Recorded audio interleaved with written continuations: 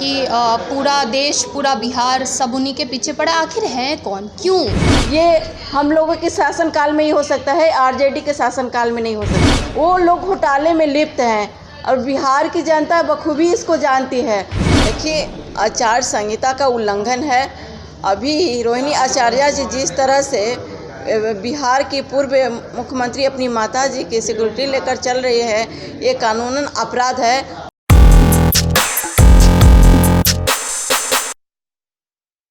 नमस्कार, आप देख रहे हैं निष्कर्ष बात। मैं हूं आपके साथ शालिनी सिंह। सारण से आरजेडी प्रत्याशी रोहिणी आचार्य के खिलाफ भाजपा ने चुनाव आयोग से आचार संहिता की उल्लंघन करने की शिकायत की है। वही शिकायत में कहा गया है कि रोहिणी ने रोड शो के दौरान अपनी मां और पूर्व सीएम राबड़ी देवी के सुरक्षा कर्मियों का दुरुपयोग किया है। सबसे पहले आप इस वीडियो को देखें।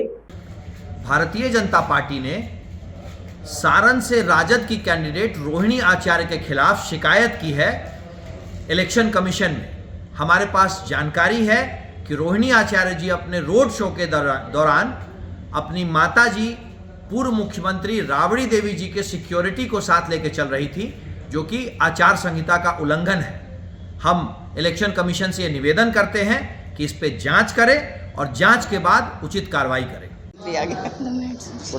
पूनम जी, शिकायत आप लोगों ने रोहिणी की कर दी। मीसा भारती का इसी पे तुरंत अभी बयान आया है कि भाई कांग्रेस के भी तो नेता के बड़े बड़े बच्चे जो हैं माता पिता वाली सिक्योरिटी लेके चलते हैं, तो फिर क्यों शिकायत क्यों है? देखिए, आचार संहिता का उल्लंघन है। अभी रोहिणी आचार्य जी जिस तरह से बिहार की पूर्व मुख्यमंत्री अपनी माता जी की सिक्योरिटी लेकर चल रही है, ये कानूनन अपराध है। और हम लोगों ने, भारतीय जनता पार्टी ने ये जो कानूनी कार्रवाई करने के लिए आग्रह किया है आचार संहिता का उल्लंघन का, तो भारतीय जनता पार्टी ही नहीं, आचार संहिता का उल्लंघन, क्योंकि ये वहाँ से ये दर्शाया कोई भी इस तरह का काम करता है तो उस पर आचार संहिता का उल्लंघन होगा। तो सरासर ये गलत है और आचार संहिता अपना काम करेगी। सबसे बड़ी दिक्कत ये है कि रोहिणी आचार्य से आप लोग डरी हुई क्यों है इतना? रोहिणी आचार्य जी से डरने की कोई बात ही नहीं है। रोहिणी आचार्य क्या है, क्यों हम डरे? हमने काम किया है। हमारे माननीय नरेंद्र मोदी जी ने 10 साल जो विकास के लिए काम किए हुए हैं, उस काम को लेकर हम लोग जनता के बीच जा रहे हैं। रोहिणी आचार्य या उनके माता पिता, उनके भाई पर जिस तरह से भ्रष्टाचार का आरोप लगा हुआ है, डरने की आवश्यकता उनको है। वो लोग घोटाले में लिप्त हैं और बिहार की जनता बखूबी इसको जानती है। और रही बात कि बिहार को विकास के लिए यदि किसी ने काम किया तो एनडीए सरकार ने काम किया है। जो आज महिलाएं खुद को सुरक्षित होकर के कहीं भी आज रोहिणी आचार्य जी भी घूम रही हैं, तो ये एनडीए की सुशासन की देन है कि वो भी आज स्वतंत्र होकर घूम रही हैं। ये हम लोगों के शासनकाल में ही हो सकता है, आरजेडी के शासनकाल में नहीं हो सकता। मैडम, आप भाजपा महिला मोर्चा की एक कार्यकर्ता, भाजपा युवा महिला मोर्चा की कार्यकर्ता हैं, क्या कहेंगी इस पर?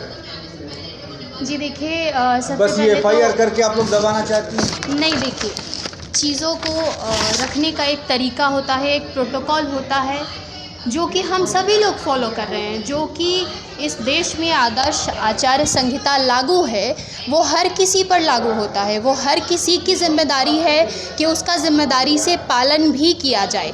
तो यहाँ पे सवाल ये नहीं कि हम डरे हुए हैं और हम सहमे हुए हैं, ऐसा कुछ नहीं है। पूरा देश जानता है कि कौन किससे डरा हुआ है, कौन किससे सहमा हुआ है। उसका जो प्रमाण है वो हम देना पसंद नहीं करेंगे। जहाँ तक बात रही रोहिणी जी की, तो एक संवैधानिक प्रक्रिया है जिसके तहत उन्होंने चुनाव लड़ने का फैसला किया, जो कि वो क्लेम करती हैं, उनके पिताजी क्लेम करते हैं। तो उसी प्रकार से ये भी उसी प्रक्रिया का हिस्सा है कि आपको आदर्श आचार संहिता का पालन हर हाल में करना होगा। उसका उल्लंघन करने की आपको आज़ादी नहीं है। अब इसमें डर कहाँ से आता है, बाकी चीज़ें कहाँ से आती है, ये मेरे समझ से परे। हमारे सूत्र या मीडिया में तो खबरें आई रही हैं कि पूरे बिहार में और किसी को टारगेट नहीं करके रोहिणी आचार्य पे ही टारगेट ज़्यादा हो रहा है। देखिए, कौन सा सोर्स है, कौन सा न्यूज़ चैनल है, हमको नहीं पता। जहाँ तक मेरी खबर है या जहाँ तक हम देख पा रहे हैं, और भी कई लोग हैं जिनकी चर्चा हो रही है, बल्कि दिन रात हो रही है और नेशनल मीडिया तक हो रही है। तो ये सब, इन सब बातों में कोई तथ्य नहीं है कि पूरा देश, पूरा बिहार सब उन्हीं के पीछे पड़ा। आखिर है कौन, क्यों? कोई वजह तो होनी चाहिए। तो इसमें कोई न इस लॉजिक में कोई वजह है और हमको नहीं लगता कि इसको जवाब देने की ज़रूरत है। धन्यवाद।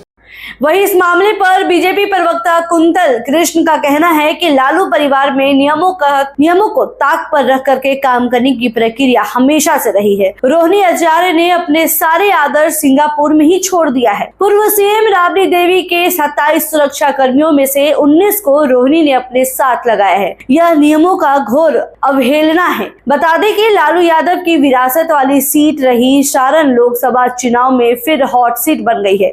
एक तरफ 2 बार से लगातार सांसद रहे राजीव प्रताप रूडी है और दूसरी तरफ लालू प्रसाद यादव की बेटी रोहिणी आचार्य। रोहिणी पहली बार चुनाव लड़ रही है, पहली बार राजनीति में कदम रख रही है। रोहिणी के सामने लालू यादव की राजनीतिक विरासत को बचाने की चुनौती है। सारण लालू यादव की कर्मभूमि रही है, वो यहाँ से 4 बार सांसद रहे हैं। हालांकि पिछले 2 बार से लालू परिवार को सारण सीट से हार का सामना करना पड़ रहा है। रोहिणी के सामने मां की हार का बदला लेने का भी चुनौती है। खैर अब देखने वाली बात होगी कि सारण से किसकी जीत होती है। या तो रोहिणी आचार्य पहली बार जो कि पॉलिटिक्स में कदम रखी है उनकी जीत होती है, या फिर राजीव प्रताप रूडी की। आपको क्या लगता है हमें कमेंट बॉक्स में जरूर बताएं। ऐसी ही तमाम खबरों के लिए बने रहे हमारे साथ और देखते रहे निष्कर्ष भारत। खबर हमारी, निष्कर्ष आपका। अगर आपने अब तक हमारे YouTube चैनल को सब्सक्राइब नहीं किया है तो अभी कर ले और हमारे Facebook पेज को फॉलो करना ना भूलें। धन्यवाद।